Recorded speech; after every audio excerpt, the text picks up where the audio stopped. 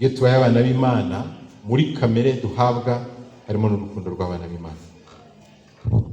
Rero ibyo bidushoboza kubaho ubuzima bwiza, ariko bikanadushoboza gukunda bitari bimwe bigajuka, bitari bya bindi bajya bavuga ngo ni izina sheri rishirana n'agahararo. Iyo mvugo ngira ngo murayizi. Muri uyu mugoroba rero tugiye kwiga ikindi cyigisho nacyo gifitanye isano nacyo, ariko cyo kirerekeza ku buryo butandukanye uburyo abantu bakiramo urukundo. Abantu bakira urukundo mu buryo butandukanye. Nubwo twese turwita urukundo, ariko ikintu umuntu yakirana ibinyamuneza, undi ariya bibona nk'ibintu biri aho bidafite icyo bitwaye, bidafite bitanashamaje cyane. Turaza kugenda tubihuza n'amagambo yo mu ijambo ry'Imana. Mureke dusenge. Uwiteka Mana yacu, turagushimye kandi muri uyu mugoroba duhaye amahirwe kugira ngo tube mu nzu yawe. Turagusabye kugira ngo ugenderere imitima yacu, ntaba ari twe Mana, ahubwo izina ryawe ryo rihabwe icyubahiro. Ducishe bugufi, dore aho tugeze Mana twiga, Umwuka Wera agenderere imiryango yacu, maze atwubake, adukomereze kuri wowe mu izina rya Yesu. Tugiye kwiga rero uburyo butandukanye abantu bakiramo urukundo, ibyo umuntu yakwita indimi z'urukundo. Ndatangira mbabaza ikibazo. Umuntu aramutse ahuye n'umuntu uvuga Igishinwa, wowe ukaba uzi Ikinyarwanda cyonyine, akakuvugisha mu Gishinwa, mbese uhita wumva urwo rurimi kuko rukubwiye? Ari ugutarwumva. Ariko abantu baremye mu buryo bwiza ku buryo iyo bagumanye byanze bikunze barumvikana, nubwo baba batavuze ururimi rumwe. Bashobora gukoresha ubundi buryo butandukanye burimo amarenga n'ibindi, amaherezo bikarangira abo bantu bumvikanye, berekeje icyerekezo kimwe, bakoze icyo bashaka gukora. Tujya tubibona ku bubakisha imihanda ari Abashinwa, ugasanga barubakisha Abanyarwanda, wenda batanumvikana ku rurimi, ari ugasanga igikorwa cyari kigamije gukorwa cyagezweho. N'indimi n'urukundo rero rugira indimi zitandukanye. Abantu babasha kubana batavuga ururimi rumwe mu by'urukundo, ariko bigashoboka bakabana. Rero ibi tugiye kwiga ntibivuze yuko abantu batavuga ururimi rumwe mu rukundo byanze bikunze batazumvikana. Mu gitabo cy'indirimbo za Salomo, uyu munsi niho turi butinde cyane. Ni igitabo abasore n'inkumi bakunda, bajya bakunda kugikuramo imirongo. Sinzi niba muri iki gihe cyanyu bimeze nko mu gihe cya kera. Kera abantu bacyandikirana utubaruwa twa tundi tw'intoki, wasangaga ku iherezo ry'ayo mabaruwa hashushanyijeho imitima, harimo uturongo tuboneka muri kino gitabo cyitwa Indirimbo za Salomo. Imana rero yatugiriye mu mpande zose z'ubuzima, ishyiramo n'igitabo nka kiriya abasaza n'abakecuru n'abandi bantu bakuru badakunda gusoma cyane, kuko ahari babona nta byinshi bakuramo. Ariko Imana yagishyize muri Bibiliya, kandi icyo gitabo cyari gifite impamvu kirimo, cyari gifite umugambi. Indirimbo za Salomo igice cya 8 umurongo wa 7 hari amagambo avuga ngo amazi menshi ntiyazimya urukundo, n'inzuzi zuzuye ntizarurenga hejuru. Umuntu watanga ibyo afite mu rugo rwe byose kugira ngo agure urukundo yagawa rwose. Umuntu watanga ibyo afite mu rugo rwe byose kugira ngo agure urukundo yagawa rwose. Ku mugoroba washize twabonye ibintu bisa n'urukundo. Hari ibintu abantu bajya bakoresha bakagera ku cyitwa gisa n'urukundo ariko rutari rwo nyakuri. Tujya tubona cyangwa twumva mu makinamico, bakunda kumva ikinamico, hanyuma najyaga nzumva kera, ubu hari simbona umwanya, si uko ari mbi, ahubwo hari igihe zirimo inyigisho nziza ariko hari igihe umuntu atabona umwanya. Tujya twumva mu kinamico cyangwa se abajya bareba amafilime n'ibindi, cyangwa no mu buzima busanzwe, aho usanga umukobwa yanga umusore w'umucuruzi ukomeye cyangwa se wize amashuri menshi akikundira umuhinzi. Bijya bibaho? mujya mubyumva, bijya bibaho rwose. Bivuze ngo urukundo rwerekeza aho rushaka. Hari n'uwaririmbye ngo urukundo uwo rushatse ruramusanga, sibyo? N'ahangaha rero Salomo yaravuze ati amazi menshi ntiyazimya urukundo, n'inzuzi zuzuye ntizarurenga hejuru. Umuntu watanga ibyo afite mu rugo rwe byose ngo agure urukundo yagawa rwose. Urukundo ntirushobora kugurwa amafaranga. Tuzi imvugo yabayeho kera cyane, hashize imyaka myinshi, ntabwo nzi inkomoko yayo, ariko nakuze nyisanga n'ubu njya nyibona, aho abantu bavuga ibintu amafaranga agura n'ibyo amafaranga atagura. Imvugo nawe mwarayibonye, ufite amafaranga ushobora kugura igitanda cyiza ariko ntiwagura ibitotsi, sibyo? Ufite amafaranga ushobora kugura umubano ariko ntiwagura urukundo. Icyo nacyo muzacyongereho. Ushobora kubana n'umuntu ukoresheje amafaranga ariko ntabwo wamuguraho urukundo ukoresheje amafaranga. Ntabwo rugurwa. Urukundo ni ikintu cyiza gutyo. Rero tugiye kwiga indimi zitandukanye abantu bakiramo urukundo, kandi turaza kugerageza mu kanya kureba muri Bibiliya icyo bagenda bagaragaza gisa nabyo, nk'uburyo umuntu ashobora kugaragarizamo mugenzi we urukundo. Urukundo rwa mbere turaza kureba mu rukundo bita uburyo bwa mbere ni uburyo bita, cyangwa ururimi rwa mbere ni amagambo yo gushima. Amagambo yo gushima cyangwa yo gushimira, tubivuge gutyo. Gushima umuntu no kumushimira, nkoresha icyo kinyarwanda wenda. Gushimira umuntu ni ukumushimira ibyo yakoze, kumushimira ikintu runaka yagezeho, naho kumushima ni kumushima wenyine uko ari. Ndaza kubisobanura wenyine. Ubwo ni uburyo bwa mbere abantu bakira mu rukundo, gushima. Amagambo yo kumushima: wambaye neza, uraberewe, ubwo ni ugushima. Wakoze neza, ahantu hafite isuku, ibyo ni ugushimira. Uburyo bwa kabiri, kumarana ibihe byiza. Kumarana ibihe byiza ni uburyo bwa kabiri abantu bakiramo urukundo, quality time. Uburyo bwa gatatu abantu bakiramo urukundo ni uguhabwa cyangwa se kwakira impano.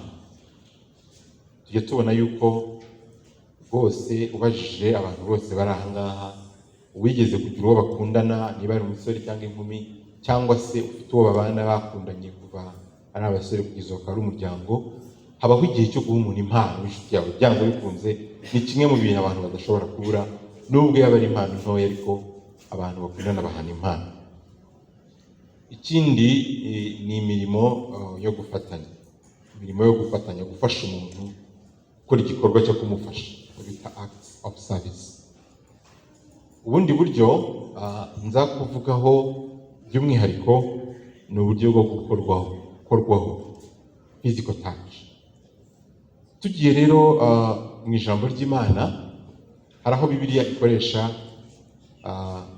uburyo bugaragaza amagambo yo gushima cyangwa gushimira cyangwa se gushimagiza, nubwo ari ikinyarwanda wenda kitari cyiza cyane, turaza kuhabona mu kanya. Ariko mbere yuko twajya turasoma amagambo aboneka mu Befeso igice cya 4 umurongo wa 29.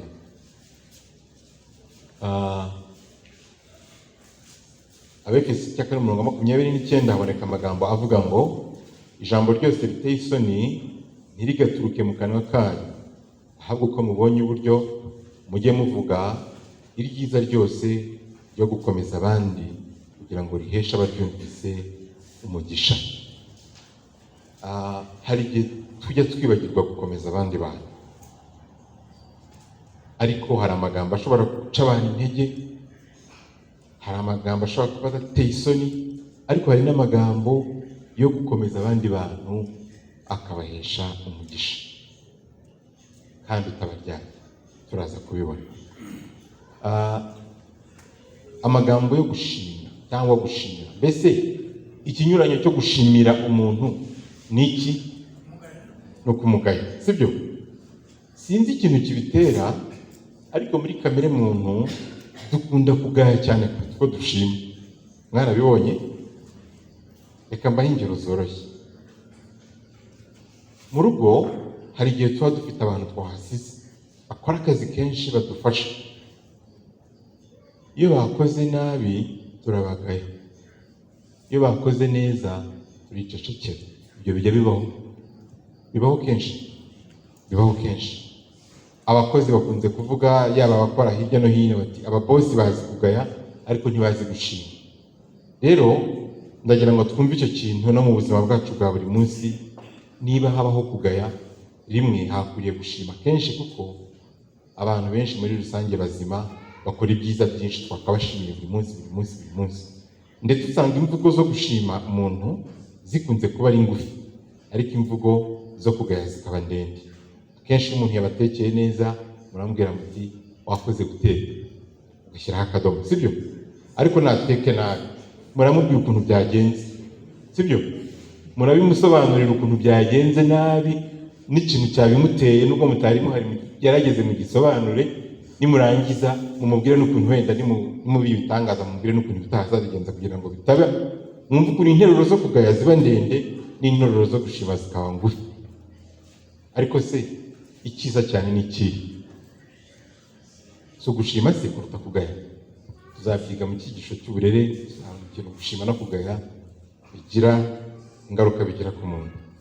Mu gitabo nanone cy'indirimbo za Salomo mu gice cya 4, ariko indirimbo za Salomo abanyafurika bavuga ngo igitabo, ahubwo ni indirimbo, sibyo? Baravuga ngo indirimbo za Salomo igice cya 4 umurongo wa mbere, aravuga ngo dore umukunzi wanjye we, uri mwiza, ni koko uri mwiza. Amaso yawe ameze nk'ay'inyana hagati y'imishunzi yawe, umusatsi wawe umeze nk'umukumbi w'ihene iryamye mu ibanga ry'umusozi w'i Galeyadi. Amenyo yawe yera nk'umukumbi w'intama zakemuwe zivuye kuhagirwa. Uri kumva amagambo arimo aha ngaha? Arimo gushimagiza umuntu, amuta ubwiza bwe bwose. Aha ngaha ni umuntu wavugaga umukunzi we. Reka mbabaze, uramutse uri uyu mukunzi wumvaga aya magambo, iyo bayavuga wumva uri kuzamurwa cyangwa wumva uri gushyirwa hasi? Wumva uri kuzamurwa, wumva uri guhabwa umugisha cyangwa wumva uri guhabwa umuvumo? None se niba ari umugisha, kuki tutawutanga uwo mugisha? Kuki tutawutanga aho tubyemerewe rwose?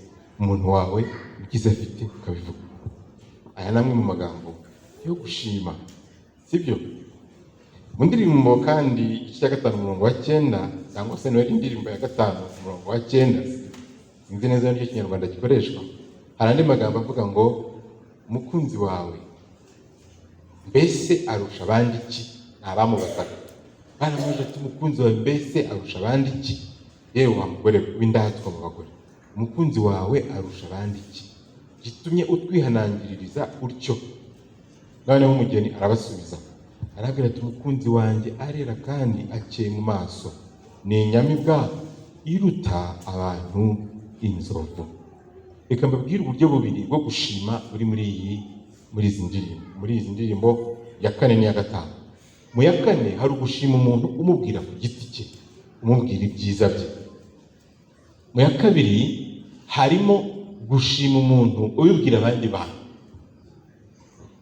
Ese reka mbabaze, nubwo wenda byaba birimo inarijye, iyo wumvise bakuvuga neza ugaca nk'aha bakavuga bati yo ukuntu uriya mukobwa yitonda, ukuntu uriya mudamu ari umukristo, mbabaze wumva uri gushyirwa hasi cyangwa wumva uri gushyirwa hejuru? Wumva uri guhabwa umugisha cyangwa wumva uri guhabwa umuvumo? Umugisha. Bityo rero na Bibiliya ivuga ngo kuvugwa neza biruta iki? Biruta iki? Yewe siko kino gitabo mwakibagiwe. Kuvugwa neza ni byiza. Wiki hari uri kunsubiza?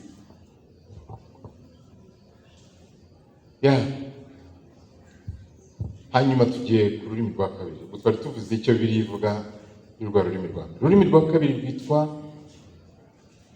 kumarana ibihe byiza cyangwa se ibihe byiza. Urugero rwa mbere turufite ku isabato. Isabato Imana yayituremeye kugira ngo tugirane ibihe byiza nayo. Tuzabyiga nabyo, sindi bubitindeho cyane, ariko isabato ni umunsi twagakwiye kugirana ibihe byiza n'Imana. Hanyuma kandi mu ndirimbo ya 4 umurongo wa 8 harimo igitekerezo. harimo igitekerezo umukunzi ahamagara umukunzi aramubwira ati ngwino tuvane i Lebanoni mugeni wanjye.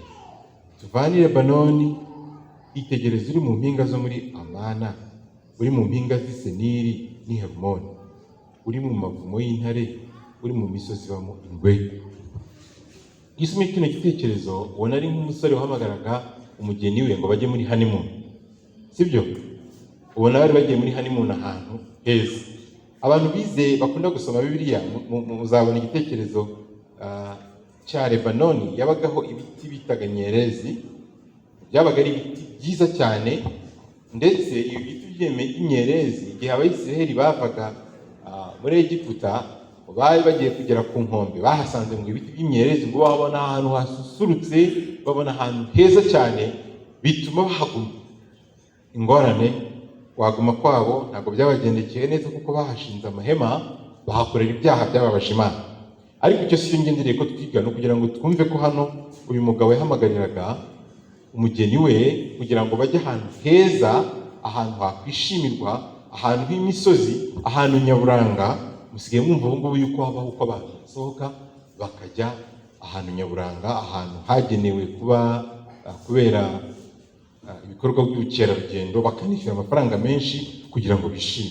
N'aha rero bisa nkaho yamuhamagariraga kugira ngo bamarane icyo gihe cyiza bari kumwe aho hantu heza, biherereye, nta rusaku, nta n'ibindi byinshi. Ahangaha bagaragaza ibyo kumarana ibihe byiza. Hanyuma kandi impano, uburyo ururimi rwa gatatu ni ukwakira cyangwa se guhabwa impano. Mu ndirimbo igice cya 5 umurongo wa 5 hari amagambo avuga ngo ndabyuka njya kumukingurira, ibiganza byanjye bitonyangaho ishangi. Ishangi yagirana iva ku ntoki zanjye, itonyanga ku byuma bikingishwa urugi. Yamuzaniye ishangi nk'ikintu cy'igiciro cyinshi yari afite ajya gukingurira umukunzi we, hanyuma iyo shangi ikajya yagirana iva mu ntoki ze igafata ku byuma. Nayo yari impano azaniye umukunzi we. Ku mpano ya 4 yitwa ibikorwa byo gufatanya, tuhabona igitekerezo kimwe kiboneka muri Matayo igice 20:25 kugera ku 28. Ibikorwa byo gukorera abandi, ibikorwa byo gufatanya, aho Yesu yakoze igikorwa kimwe cy'urukundo cyagaragazaga ibintu yashoboraga gukorerwa ariko abikorera abandi. Ubwo yagezezaga abigishwa be ibirenge. Yesu yari icyitegererezo ku bintu byose no ku rukundo. Hanyuma ururimi rwa 5 turubona mu ndirimbo igice cya 3 umurongo wa 4 ahavuga ibyo gukoraho. Ariko kandi dufite n'igitekerezo tuzi igihe Yesu yakiraga abana. Yesu yakiraga abana yashaka kugira ngo bagaragarize urukundo, kandi natwe tujya tubikora. Iyo ubonye akantu ukumva karakwiziye, ukumva uragakunze, uragaterura, sibyo?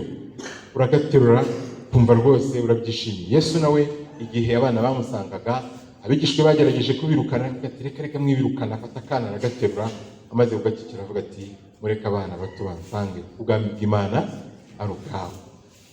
Gukora kuri uwo mwana cyari ikimenyetso kindi cy'urukundo. Ababyeyi muri aha ngaha muzi uburyo bisigaye buriho bwo gufata umwana. Hari uburyo abaganga bakwigisha bwo gukora bita kangaru, aho umubyeyi agomba gukuramo imyambaro ye, hanyuma agakikira akana nako katambaye. Murabizi? Ntimubizi se? Ubwa mbere mubyumvise? Ndetse n'iyo ufite akana, uyu munsi nagize amahirwe yo kubona ibyo bintu ndi kubabwira. Nabonye umuntu rwose w'umupapa, amahirwe nuko ari numvugira hano nkabwira ibintu undi muntu uzabyumva azavuga ko namuvuze, ariko nabibonye numva ndishimye. Hari abantu rwose, ariko ubundi nsanzwe kubimenyera kubona ku bantu b'abagabo, ariko karakana k'agaprematire niyo papa waje ugasura bagomba kugakikira gutyo. Nabonye rero umupapa yakuyemo ishati yashyize hariya akikiye n'akana katambaye nako. Akamarana umwanya munini, namaze nk'iminota 30, ariko gafite ariko kaguyaguya azenguruka. Hari akantu gafite nk'inusu cyangwa nk'amagarama 800. Ariko ibyo ngibyo burya ngo biragenda ngo umwana yumva ubushyuhe bw'umubyeyi bukagenda, ufite icyo byubaka mu buzima bwe mu bijyanye n'urukundo n'uburyo mubamuhuje. Rero ikintu bita gukoraho, nubwo ndibuze guha abasore n'inkumi warning, ariko ku bandi babyemerewe turaza nabyo kubiganiraho. Mu ndirimbo nanone 3-4 haravuga ngo tugitandukana gato mbona umutima wanjye ukunda. Aha ni bwa kari umugabo n'umugore, abakobwa n'abahungu muceceke mubyumve gusa. Ndamufata nanga kumurekura kugeza ubwo namugejeje mu nzu ya mama mu cyumba cy'uwambyaye. Yego, ahangaha naho yaramufashe aramukomeza. Ibi nabyo ni ikimenyetso kigaragaza aho Bibiliya ivuga uburyo gukoraho bishobora kuba ikintu cyitwa urukundo. Rero abantu bose nubwo umuntu yaba ameze gute yishimira gukundwa, sibyo? Umuntu wese yishimira gukundwa, ariko biruseho akishimira gukundwa n'umuntu bashakanye. Umuntu wese yifuza ko urukundo rwe n'uwo bashakanye rwakomeza kugenda rumera neza, mbese bakaba abantu bumva bishyushye, urukundo rugahora rushyushye. Ese byamara iki kugira inzu nziza, kugira imodoka nziza, kugira ahantu heza ho kuba niyo haba ari ku nkombe y'inyanja, witegeye ibirwa n'ibindi byose byaba ari byiza, ariko uwo mwabanye, uwo mwashakanye uramutse wumva utumva urukundo rwe, mbese byamara iki? Kwiyumva wenyine, kumva udakunzwe bitera umuntu kwiheba, bitera umuntu kwibona wenyine, bitera umuntu kuba ahantu yumva ari nk'umukato. Niyo mpamvu niba hari icyifuzo abantu babana baba bafite imyaka yose baba bamaze, ni ukubona bafite urugo rurimo urukundo, ni ukubona bafite urugo rushyushye rwose, bumva ibintu bimeze neza. Icyo ni icyifuzo tugira. Abantu baba basenga baba badasenga, bumva icyaba cyiza ari urukundo rukomeza kuramba. Ariko se mu by'ukuri tubikoraho iki, tubiziho iki? Hari urundi rurimi rumwe nza kubabwira nyuma nashatse kuvuga aka kanya. Mu isano rero tugirana, ni byiza yuko duharanira ko twubaka urwo rukundo. Ni byiza ko duharanira urwo rukundo rukomeza kubaho. Ntabwo ari ikintu twaraye tubibonye nimugoroba. Urukundo ruravuka, urukundo rugakura, urukundo rukagajuka. Icyo tutarabona ni ukumenya niba rupfa, ariko nabyo tuzabibona mu cyiciro cy'ubutaha. Hanyuma rero urwo rukundo rugomba guharanirwa. Twarabyizeho, ibyiza biraharanirwa, ariko ibibi birizana. Ni byiza rero ko ibyiza Imana yaduhaye dukomeza kubiharanira, tukabisigasira. Ndagira ngo ahangaha abantu cyane cyane urubyiruko n'abasore n'inkumi bari ahangaha, nishimira ko baza kandi ari benshi.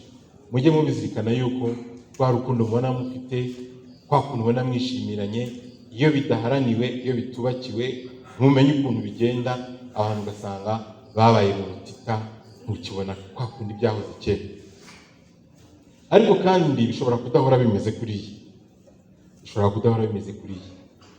icy'ingenzi abantu bakeneye kubiharanira, bakeneye kubyubakira, bakeneye kubisigasira. Kandi muri uko kubisigasira harimo no kumenya umuntu mubana akunda iki, yanga iki. Hari ikintu gitoya ngira ngo mvuge. Nimugoroba twabiganiraho n'abasore gatoya, tuzanabigarukaho agace gatoya.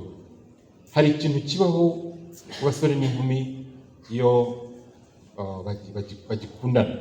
Umuntu koko wumva kurimo, wa muntu uryama karara urota, wafungura amaso mu gitondo ukumva ari uri mu mutwe wawe, wajya kuryama ugasinzira uri mu mutwe wawe. Hari ibintu bikunze kubaho muri rusange, bibaho ku bubu, byabaye no ku bakera, biba muri ruriya rukundo. Reka mbabwire icya mbere. Mwari mwabona umusore n'inkumi basuranye hanyuma bagaherekezanya? Muzi ukuntu bigenda? Aramuherekeza bakenda kugera iwabo neza, bagafungira feri hafi yo mu rugo. Akavuga ko twari tugezeyo, akavuga ati reka nanjye guherekeza, haracyari kare. Nakongera bagasubirayo, bakongera bakenda kugerayo. Ibyo bintu tuba twifuza ko byakomeza n'igihe tuzaba tubana nk'umugabo n'umugore, ariko ntabwo bikunze gushoboka gutyo. Icyo ngicyo kibaho gituma abantu bitwara muri ubwo buryo. Nakunze ko Abanyarwanda bakiboneye Ikinyarwanda. Abanditsi mu Cyongereza bakise in love cyangwa limerence. Mu Kinyarwanda barabyise ngo ni ukuba mu rukundo. Njya mbyumva ku maradiyo bavuga ngo kana kaba ari mu rukundo. mujye menye ko kiriya kintu bita kuba mu rukundo cyangwa kuba in love ni urukundo ruba rutuzuye, ni urukundo rudashyira mu gaciro, ni urukundo muzi ikindi kintu kibabaho buri munsi iyo batandukanye umuntu aba afite akantu yibagiye kubwira mugenzi we. Ibyo bibabaho, akandi ndakibagiwe, utakoze umwe mufite amahirwe, twajyaga dukundana gutyo, akantu yibagiwe ukazakamubwira utahamuhuye, naho mwebwe muri gihe cyanyu ko wibagiwe ukohereza muri message kikaba kirakemutse. Bitewe n'iki rero? Haba hari cya kintu nyine kigurumana kitarimo realite nyinshi, kitarimo kuri kwinshi, ariko igihe kiza kugera kikagenda kigabana. Icyo kintu bita in love rero kigera igihe kigashira, ntabwo kibaho iteka ryose. Bavuga yuko ikigereranyo bimara imyaka 2 ubundi bikarangira, ku buryo n'abantu barambangizanyije imyaka irenze 2-3 ujya kubona ukabona ukugurumana hari igihe kwagiye kugabanuka, usigaye muzi gushyira ibintu mu gaciro. Ariko kandi iyo abantu bamaze no kubana nabyo, ibyo bintu bibasha kugabanuka ku rugero rwiza, bitavuze ko urukundo rwapfuye, ahubwo rusigaye rushyira mu gaciro. Tuzabona n'ibindi byinshi bijyanye n'uko kudashyira mu gaciro. Icyo kintu rero gituma twiyubakamo ko nitubana bizaba ari paradizo, tukundi bishoboka bite kuko abantu ko babana bakundana ibintu bigapfa, twe ntabwo bizatubaho biriya bintu. Ni ukuri, ni umugambi mwiza muba mufite. Nta nubwo kandi twifuza yuko abo bantu baba bakwiriye gushwana, nta nubwo gushwana ariko bose bashwana, sinangwa ko bashwana, uretse ko batabura ibyo bagonganira. Icyo badakomeza ni icyo ngicyo guherekezanya kuva Kimironko kugera hariya kongera ukagaruka. Reka tuze kureba za ndimi tuzigarukeho noneho.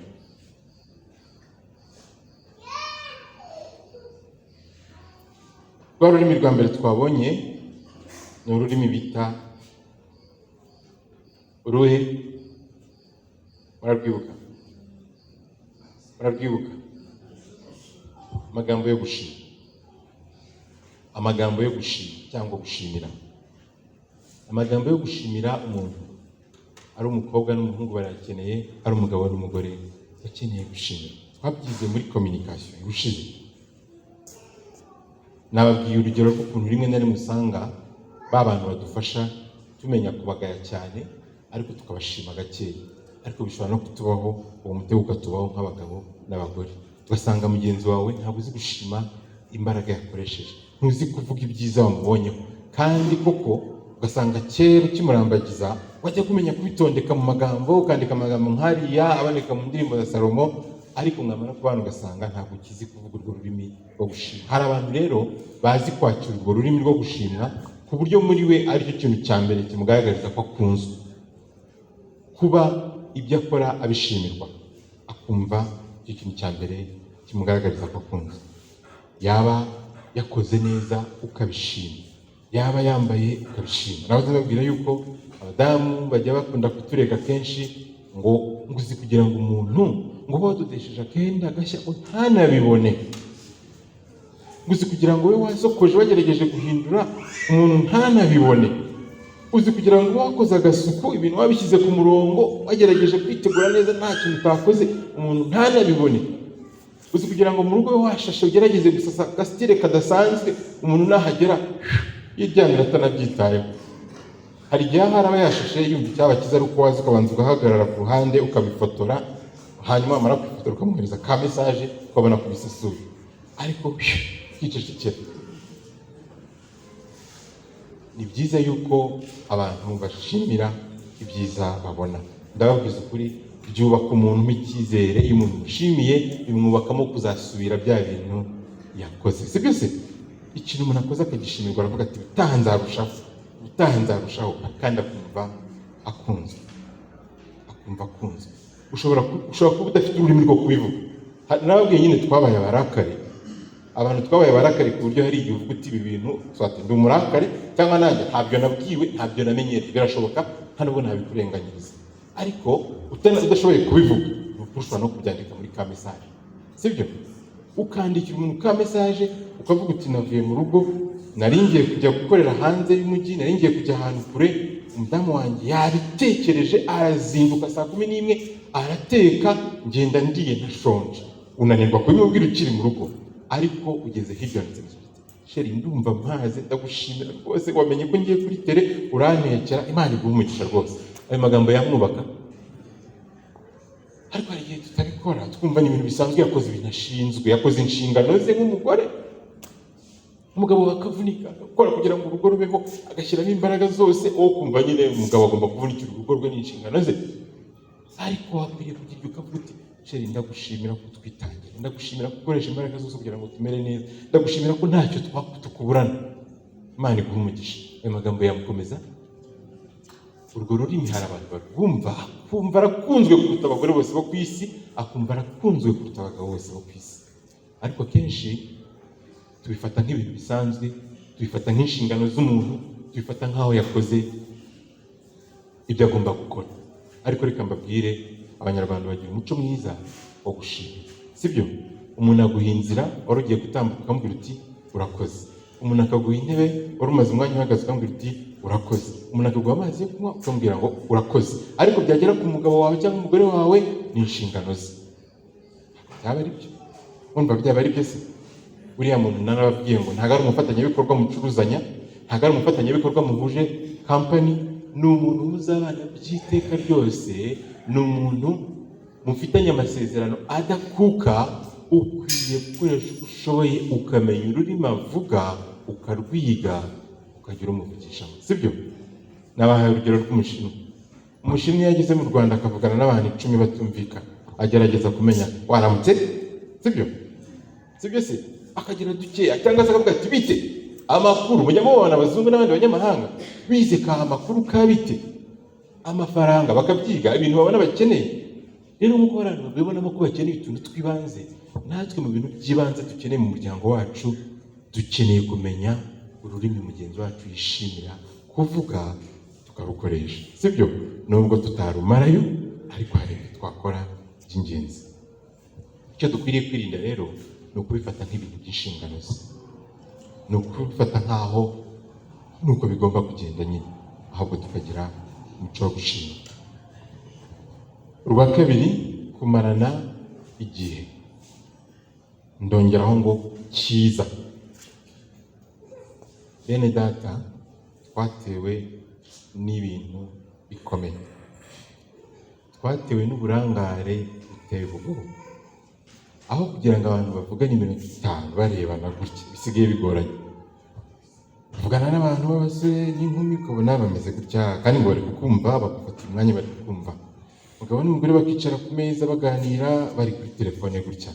Ubundi tukicara mu rugo, tukicara twibereye kuri televiziyo kandi turi no kuganira, dufite n'ibintu bikomeye tugomba kuganira. Nibwo tukinjira mu rugo, ukaza wirukanka uri umugabo, ugahita ucana televiziyo kuko hari ikintu ugiye kureba. Abo mu rugo ni mwiriwe gusa, ntumenye ko umwana yiriwe niba umufite, ntumenye umugore wawe ko yiriwe. Ndabwiza ukuri, icyo ni ikintu gikomeye cyaduteye. Igihe nk'icyo ngicyo nabyo ni ukumarana igihe. N'umuntu mumarana igihe mumeze gutyo, muba muri kumwe burya, sibyo? Ariko mumarana igihe kitari igihe cyiza, sibyo? Ntabwo ari igihe cyiza. Mwumvise uriya mukwe uhamagara umugeni ngo bajyane i Lebanon. Muzi impamvu yamujyanaga i Lebanon? Muzi impamvu abasore basigaye bakora honeymoon, gahita ngo ukwezi kwa buki? Muzi impamvu basigaye bakora ukwezi kwa buki? Mu Kinyarwanda abasore baracunze, basanga iyo amaze gukora ubukwe akaryama muri ya nzu akodesha, ajya kubona akabona mu gitondo haje abashyitsi, nimugoroba haje abandi, ejo bundi haje abandi, ejo bundi haje abandi. Umusore n'inkumi bataramenyera bakiri abageni bakabona neza neza bibahindutse aho kwakirira abashyitsi, bakabona ntabwo hatuje. Bagahitamo rero kubanza bakifatira icyumweru kimwe cyangwa se bitewe n'ubushobozi 2 bakigira ahandi hantu hatuje, ubundi bakazagaruka ibyo bashyitsi byaratangiye kugabanuka cyangwa se igihe cyo kubakira kigeze. Njyewe ntabwo mbigaya ku giti cyanjye. Bafite ishuri rishyashya batangiye, bafata umwanya wo kuryiga bahugutse, sibyo? Rero baba bashaka kumarana igihe cyiza. Babaye igihe kinini cyane baherekezanya, umwe agataha undi agataha iwabo, none ubwo bimeje gutaha hamwe rero bafashe umwanzuro wo kujya ahantu ntawe waderanje. Sibyo? Rero dukeneye kumarana igihe cyiza tukakirema. Reka mbabwire ingero ntoya zirababwira umuntu wawe niba avuga ururimi rw'igihe cyiza. Aho nahavuga ibintu byinshi cyane ku mpamvu nashatse kuvuga. Abantu bakunda kumarana n'abandi ibihe byiza ni umugore n'umugabo. muzi iyo mutashye nk'ubukwe umugore ukunda kumarana igihe cyiza n'umugabo we akibeshya akicara ahandi hantu n'umugabo akicara ahandi hantu, ubwo bukwe aba bushoreje buba bwabishye. Mujya mubona abasore n'inkumi mukiri abafiyanse cyangwa abandi muri aha mwubatse, iyo mwajyaga muri bisi mugasanga muri kwasiteri harimo umwanya umwe, ibiri, itatu, ine, sibyo? Ya ntebe yo hagati iyo mwasangaga, muzi ko kwasiteri ifite imyanya ibiri hagati na hano, iyo mwasangaga biriweho ngo kumwicara hariya undi akicara ahandi nka hariya, ya myanya yo kwicara hamwe itakirimo, twebwe twajyaga tuva muri bisi tukajya gushaka iyindi. Hari abandi byababayeho kubera iki? N'ako kanya turi buze kumara muri bisi ntabwo dushaka umuntu twicara hagati, tugomba kuba twicaranye. Yego, abo ni abantu bakunda ikintu bita igihe cyiza. Hanyuma no mu rusengero ukumva nuko byagenda, no mu bukwe nuko byagenda. Hari uburyo bwinshi bwo kuvuga urwo rurimi. Dufite ikibazo cy'igihe mu gihe cyacu, uragira ngo nabyo mbivugeho. Dufite ikibazo cy'igihe, aho usanga tuva mu rugo saa 12 twiruka n'abana tujyanye, tukaza kugaruka abana banasinziriye. Ababyeyi benshi cyane dufite ingorane y'uko abana bacu tumarana igihe gito. Zabigaruka wenda mu byigisho by'umuryango byo kurera abana, ariko ubushakashatsi bwakozwe muri Amerika nibwira ko byenda gusa n'ibyacu, byagaragaje yuko moyenne y'igihe ababyeyi bamarana n'abana babo ku munsi ni iminota 7. Iminota 7 ku munsi. Ubwo mushobora kugira ngo barabeshya. Ntibabeshya kuko hari abantu, hari igihe nk'iyo ntakoze nshobora kubyuka abana bagiye, uretse ko nanjye nkunda kubyemera. Ndiyaranja niyo nabangize nkabyuka nkabarebaho gato bakagenda mbabona, ariko ni kenshi ngenda nkagera mu rugo basinziriye, nijoro ryaraye niko byaraye bigenze. None ubwo umwana tukabonanye uyu munsi mu gitondo iminota 20, ejo nkabana nasanze yasinziriye, n'uyu munsi ngasanga yasinziriye, uteranyije iminsi bikagabanya kabiri, iminota 20 hasigara ingahe? 10, sibyo? Ibyo rero bitubaho kenshi cyane tukagira ngo ni ibintu bisanzwe, ariko hari uburyo bwinshi bwo kongera igihe cyacu. Ushobora kuvuga uti niba nkora siporo nzajya nyikorana n'umuryango wanjye, njye n'umugore wanjye n'abana. Ndashima Imana ko nsigaye mbona abantu benshi babikora. Dusohoke tugende turi kumwe, mwongera igihe mumarana, sibyo? Mufate igihe, niba umugabo wawe agiye ku kazi wowe utari buze kujyayo, umuherekeze umugeze ahantu afatira bisi. Hari icyo bitwaye? Umuherekeze umugezeyo, mwongereye igihe se? Mugira akanya muvuge muti tuzimije televiziyo, tugiye gufata umwanya tuganire, nta kintu kituri hagati. Abahanga mu byo kuganira bwayo kunda abantu bashaka kuganira neza, bicara nta kintu kibaciyemo hagati. Icyo gihe ushobora kuvuga ururimi rwa mugenzi wawe. Wa muntu ukunda kuba ari kumwe na mugenzi we akunda, wishimira kubana n'iyo nshuti ye, aho ngaho rwose aba yumva yahaza, aba yumva urukundo rugeze hejuru. Guhana igihe nk'icyo ngicyo ni ingenzi, kuko twabuze igihe, dukeneye kujya tukirema. Mwaba mufite ubukwe tukabujyanamo, mwaba mufite ibintu runaka babatumiye mukabijyanamo. Ibyo byose bituma twongera cya gihe twagiye tubura. Kandi n'abana nuko, kuko ndababwiza ukuri, iyo abana baburiye igihe ari batoya, iyo bakuze nabo bakuburira igihe. Nigeze kubona umukecuru umwe wari urwaye, muzajya mumbabara ibyanjye n'iki ndwara, hano nimuza kwigishwa n'umuntu w'umu IT nazabwira ibya computer, ngenda mvuga nanjye cyangwa ibyo byanjye. Nigeze kubona umukecuru umwe wari urwaye cyane, yenda ageze ahantu habi, yari afite abana babiri ariko bakuru cyane, bafite imyaka 60, 50 n'ingahe. Ariko barantangaje, umwe yari umuhungu ari umukobwa, bamwitagaho. Twe twajyaga kumufasha aho yari ari mu rugo, ariko afite abana be bararizamu, bafite ukuntu bamukurikirana, umwe akirirwa undi akarara, undi akirirwa undi akarara, bifite urukundo rurenze igipimo, birirwa bamusoma ibirenge, mbese bamushima mu musatsi, mbese ukabona ni ibintu birenze. Twajyaga ku ruhande tukavuga tuti, umuntu umeze abantu bafata umubyeyi wabo gutya tuzamuvura gute? Buriya baduhaga umukoro ukomeye cyane w'ibyo tugomba kwita kuri uwo mubyeyi. Rimwe ngewe nza kubaza umuhungu we mukuru, ndamubwira nti se mbwira ibanga, niki kintu gituma mukunda mama wanyu kuri runo rwego? Arambwira ati mama ntitumukunda turamwishyura. Ati kuko twe turi abana mama yadufataga neza ku rwego rwo hejuru, ku buryo bidukora rero tuba tumusubiza ibyo yaduhaye, ariko ntabwo dushobora kubigeraho. Rero n'abana ni byiza yuko tubaha igihe bakatubona tukamenya uko bameze, ndetse n'abantu tubana, wa muntu mukundana, wa muntu akabando kawe k'ubuzima bwawe bwose, niba akunda igihe kimuhe gishaka, sibyo? urundi rurimi abantu bishimira ni ukwakira impano, guhabwa impano. Nubwo dushobora gutekereza yuko umuntu wese w'inshuti yawe ugomba kumuha impano, ukamuha impano kuri anniversaire, ukamuha impano umunsi mwakozeho ubukwe, ukamuha impano ya defanse cyangwa se ya graduatinze, ariko reka mbabwire yuko atari abantu bose bafata guhabwa impano nk'ikintu gikomeye. Hari umuntu yiha akumva ntibimuhaye kuko n'abandi barimuhaye, ariko kuri we akumva atari ikintu gikomeye cyane. Ndabaha urugero, kera ngira ngo abantu muri hano benshi muzi ibintu bita kakawete, sibyo? Kakawete murayizi. Ni udukino tw'ubucuti. Utwo dukino najyaga ntubona cyane tukiga muri segonderi. Wasangaga nk'abantu twigana cyangwa se abantu barimbana muri korali bajya bakina kakawete, cyangwa se abantu mu gihande bagakina kakawete. Noneho hakabaho igihe cyo kuvuga inshuti yawe wari watombeye rwihishwa ukayiha impano. Hari ibintu najyaga mbona kera mu ishuri bitanshimishaga muri kakawete. Wabonaga nk'umuntu nk'uko twari turabana nyine twiga nko mu wa kabiri mu wa gatatu, abana niho bazi kubeshya, umuntu nk'agakado ukabona arishimye, akabona icyo bita gusereba. Undi wamwereza nk'akado ukabona ahise agira nka gutya, ahise abibikara n'abihishe. Mwarabibonye namwe? Bijya bibaho? Reka mbabwire ko ujya muntu ubabajwe na kado si uko baba bamuhaye mbi, ahubwo ni uko adafite impano yo gukunda impano. Umuntu ukunda impano niyo wamuha akantu gato arakishimira, sibyo? Niyo wamuha akantu gato arakishimira. Ntugatekereze ko umuntu wawe niba akunda impano ukeneye gushaka ibintu binini cyane. Dufite umwana mu rugo nibwira ko ashobora kuba afite ururimi rw'impano. Twajyaga tugenda akiri umwana muto wiga muri materineri ya mbere, akagenda acutura ahantu hose, aka ni aka papa, aka ni aka mama, aka ni aka murumuna wanjye, tukagenda tutura ahantu hose.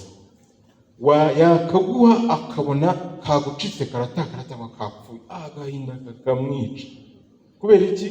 Yaguhaye ikintu kuri we cy'agaciro cyane, ariko arakurira kukwitegereza akabona we nta gaciro wagihaye icyo kintu, sibyo? Kuri we birashoboka yuko iki kintu kibona nk'ikintu gikomeye. Rero umuntu ukunda impano ntabwo areba ubunini bwayo cyane, ahubwo urayimugenera. Bagabo, bagore, mujye mugenera abantu banyu impano niba bazikunda, mucunge muhimana. Tujya twumva ibintu abantu bajya bapfa, ukumva nk'umugore ahantu runaka ngo yararaka, nguzi kugira ngo nkore anniversaire ngo ntagire n'ikintu ama. Mujya mubyumva? Nguzi kugira ngo nkore anniversaire ntampostinge. Gupostinga byatewe nabyo biraza guca ibintu.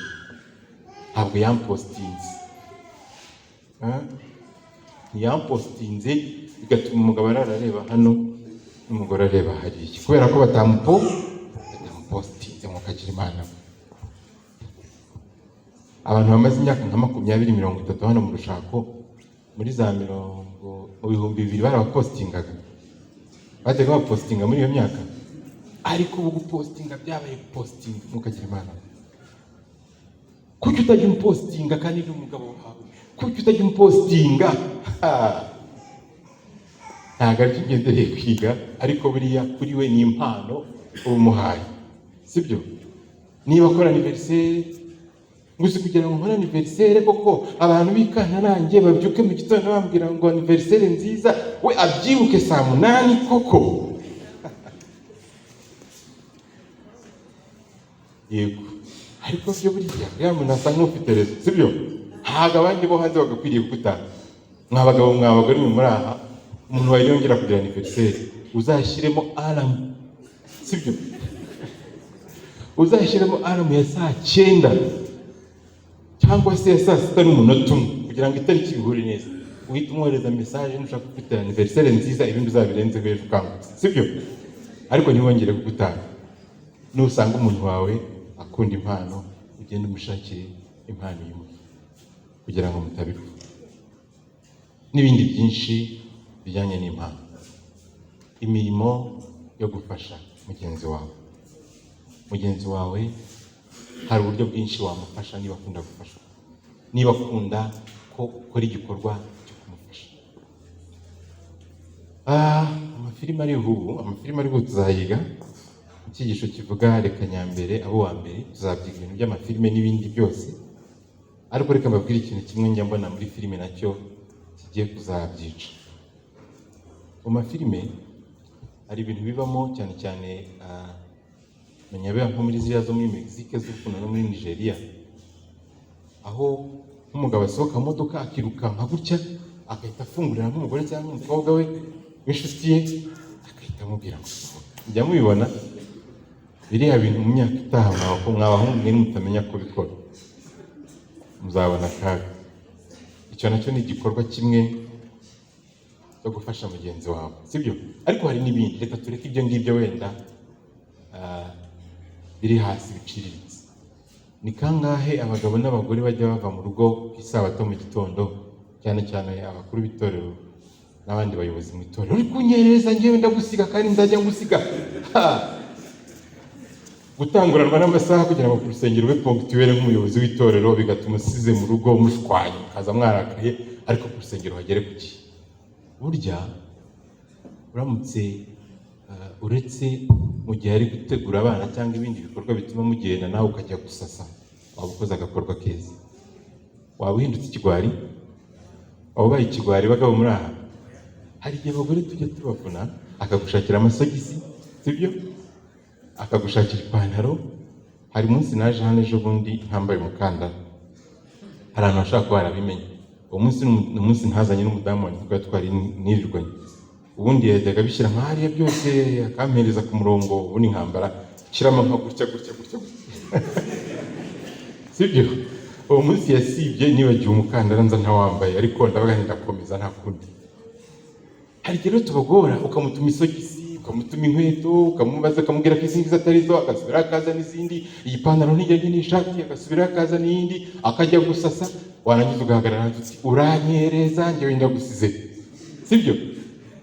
Ariko buryo usubiye inyuma ugatunganya uburiri, cyangwa se nawe mugiye kujya mu bukwe ugafata umwana umwe niba muri bujyane ukamutunganya, waba ukoze amakosa se? Muzi yari umugore ufite ururimi rwo gukunda gufatanya, ukunda umuntu umukorera igikorwa, yumva azamuwe, yumva akunzwe, yumva nta mugabo usa n'uwo nguwo.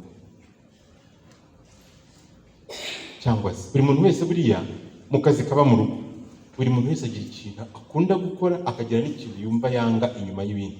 Njyewe kera nkifurira, ntabwo nifurira, nangaga gufura kuruta ibintu byose, kandi umenya mbihuriyeho n'abandi bantu. Noneho hari n'undi wanga gutera ipasi, hari n'undi wanga ibindi. Ushobora gutungura umuntu mubana mu rugo, niba ubona mu by'ukuri we akunda umuntu umufasha, ukajya ureba nk'umunsi yateguye ibyenda yabishyize hariya hanze, umuntu ari utinya gufura yashyize imyenda nk'ahariya hanze, arakomeza akikoza hirya no hino, ukagira ngo ntimutegereze. Ushobora kumutunga ukamubwira uti sheri ndagufurira uyu munsi, ntumukoreye akantu keza se, burya uba umuruhuye. Ariko ibyo nyine twamaze kubihangange ntabwo dushobora kubikora, sibyo? Ariko reka mbabwire, kumenya ururimi rwa mugenzi wawe ukamenya ikintu cyamufasha kubikora, nta mategeko abihana, sibyo? Urundi rurimi ni ururimi bita gukoraho, gukorwaho. Kuri uru nguru nigeze kwihanangiriza abasore n'inkumi. Ndeba ibintu imyitwarire abasore n'inkumi baba bafite nkabona ntabwo yemewe. Muzafate igitabo bita Vivre Communiquer cyangwa se Heart to Heart. Ni igitabo cyanditswe n'umwanditsi bita Nancy Van Pelt, muri bya bindi abadventiste abakorporateri bakunda gutanga. Ni igitabo cyiza cyane, njye nagisomye ndi mutoya mfite imyaka 18. Kirimo uburyo butandukanye bwo gufata umuntu, kumufata ku rutugu, kumufata hano mayunguyungu hano ko bahita mu rukenyerero, bakunda abantu bafatana gutya. Bifite icyo bisobanuye byose bifite icyo bisobanura, icyo bishatse kuvuga. Ariko nsigaye mbona abasore n'inkumi barabyihaye byose, barabaye nkaho byose byemewe, sibyo? Ntabwo byemewe byose, mugomba kwitonda kugeza igihe uwo muntu azitwa uwawe. Yabaye iwawe ntacyo uje, sibyo? Keretse cyamusagariye.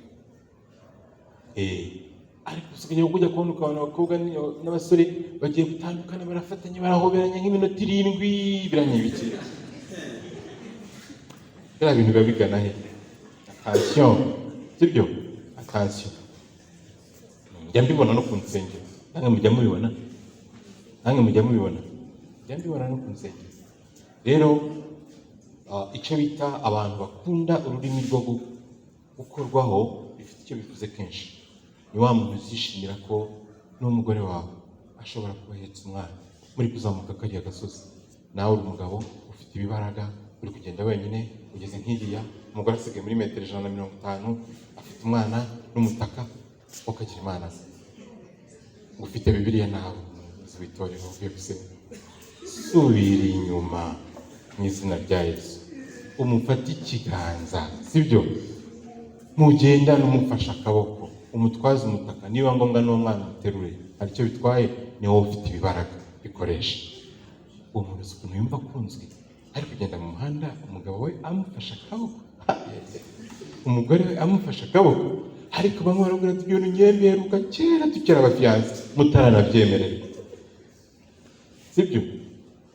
Muzi baramutse mubonye umugabo n'umugore, kanyibwirire pasiteri niwe mukuru, yatewe imihunda myinshi buriya ndabizi. Ubu tubonye nka pasiteri yisohokeye na mama Alliance bafatanye nko ku rutugu, avuga ati noneho barabiharajeho ibiki mukagira sibyo? Kavuga ati biharajeho ibiki, ariko muri bo hari igihe umwe ari rwo rurimi rwe, wamufata ku rutugu, wamufata mu mayunguyungu, Imana ishobora byose akumva basubiye muri honeymoon. Kuki tutasubira muri honeymoon?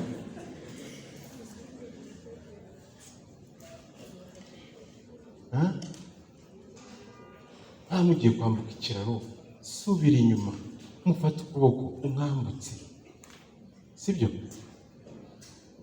N'umudamu wawe umubwira uti uyu munsi ushaka gufura mutwe, ni nyugufurira, ugende umufurire mu mutwe. Nawe nubwo waba umeze nk'umukwaferi, ariko yumva ariwo munsi yakunzwe cyane kuko wavuze ururimi rwe, sibyo? Ururimi rwa nyuma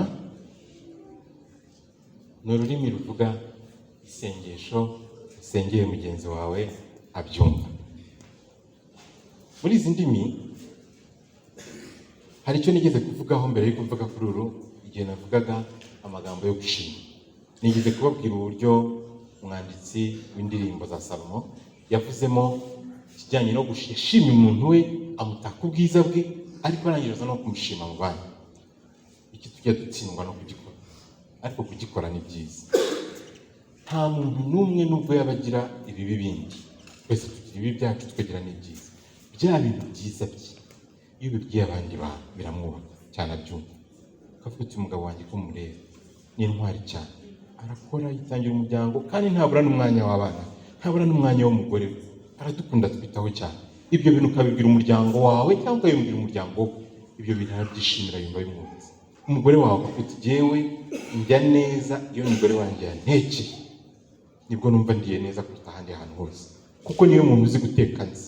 Niba ubona abizi, bibwira n'abandi bantu, biramuzamura. Niba ari umuntu uzi gucunga umutungo, uti nta muntu nzi, mbese ubu ngubu ikintu cyitwa ubukene nagisezeho kubera umugore wanjye azi kwita ku mutungo. Iyo urwo rurimi rw'uwo muntu iyo uruzi ukabivuga kandi utabeshya, uvuga ukuri, wowe wubatse ubuzima bwe, wowe wubatse umunezero, wowe wubatse urukundo rwe muri we. Ururimi rwa nyuma rero ndi kubabwira ni ururimi rwitwa gusengera, isengesho rivugiye umuntu nawe aryumva. Nababwiye ko hari igihe tujya twaturiranaho ibintu bibi tukagayana mu buryo butandukanye, ariko dukwiye kwiga n'ururimi rwo kuvuga isengesho. Cya gihe upfukamanye n'umugabo wawe n'abana ukavuga uti Mana saba umugisha umugabo wanjye, Mana ujye umurinda, dore wamugize umugabo mwiza witangira umuryango we, Mana umuhe imbaraga, Mana ukomeze kumushyiraho igikundiro, Mana ukomeze kumushyiraho ibintu nk'ibyo byiza byose ukabimwaturiraho. Ikintu kimwe uzirinda gusa ni ukumusabira imbabazi z'ibyaha bye, sibyo? Kuko ushobora kugera rero ukavuga uti Mana urabibona aya mafaranga yose akayamara, kandi Mana uyu mugabo ni inzererezi ariko umugirire neza, ntacyo tuzakira, sibyo? Aho waba umwatatse mu isengesho, nubwo twigeze kwiga isengesho risengewe abandi, ariko iryo ngiryo uzajya umubwira ry'isengero, sibyo? Ariko iyo waturiyeho umuntu byiza ukabisaba Imana nawe yumva, ndababwiza ukuri n'urundi rurimi rwongera kubaka wa muntu. Urukundo rero rukeneye gusigasirwa no kwita ku tuntu duto duto two mu buzima tugira ko dutakaza. iyo tubikoze rukomeza kuba rwiza. Iyo tubyirengagije kenshi ruragajuka, rurasinzira, rumera nabi, tukabiha, tukabihirwa, tukumva mu rugo si heza, tukumva twakunze umuntu utari we, tukumva twari twarifuje ibintu birenze urugero, ariko bitewe n'uko twirengagije utuntu dutoya. Imana idufashe, iduhe kugira ngo dusobanukirwe neza yuko ibyiza biharanirwa ariko ibibi bikizana. Dusabe Imana itwigishe ubwenge uko dukwiriye kubaho n'uko dukwiriye kwita kuba yaduhaye.